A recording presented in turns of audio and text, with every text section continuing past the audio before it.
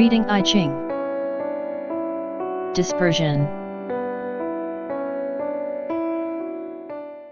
Change of lines. The first line is yin. This line is the first step of dispersion, where each member goes along one's own way. At this step, people are carefully watching the change of situation, before setting out onto the water. Once the ship sails off the shore and flows down the river, it cannot come back to the current position easily. Once you entrust your body to the flow of water and the wind, you may not have the whole control of your path anymore. Therefore, while you are standing on the solid ground, you need to check the direction of the wind and the flow of water, and prepare yourself for the journey in the future. The second line is yang. The line of yang sitting in the middle of the trigram of water, illustrates that you are finally leaving the ground and setting out on the river. As mentioned before, the ship cannot go back upstream, now that it is not bound to the ground anymore. However, you do not need to worry about going back to the starting position, since you have just left there.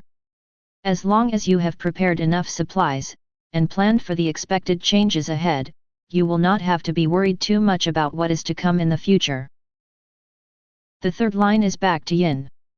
The line of yin located one step further from the center of water, symbolizes that you do not only entrust yourself to the flow of water alone, but that you are observing the farther end of the river and planning your path ahead.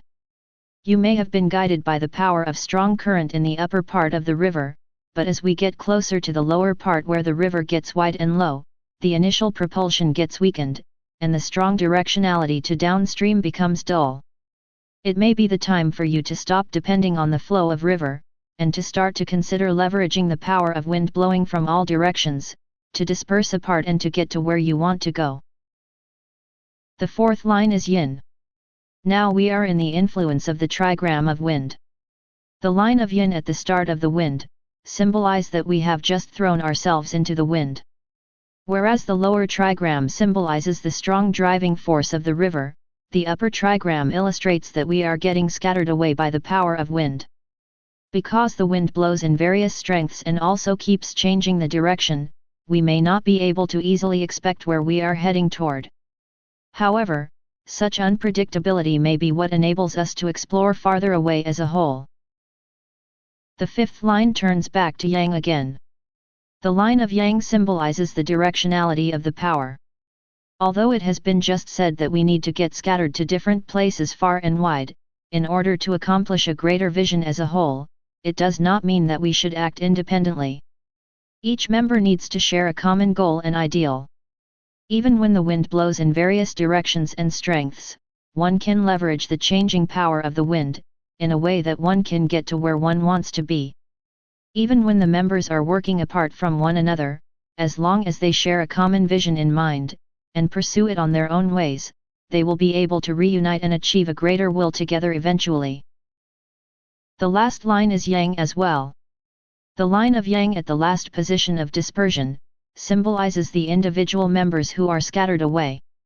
The hexagram of dispersion tries to solve a problem, by utilizing the feeble power of many people scattered apart, instead of by joining forces and focusing them on one point of the problem. In order for this strategy to succeed, we need to remember that the power of each individual member is feeble, and so that we cannot make each individual risk more than what it can afford. We need to make sure that as long as each member does its assigned task faithfully, the overall scenario improves. Asking for more will be likely to make them exhausted, and eventually make them leave.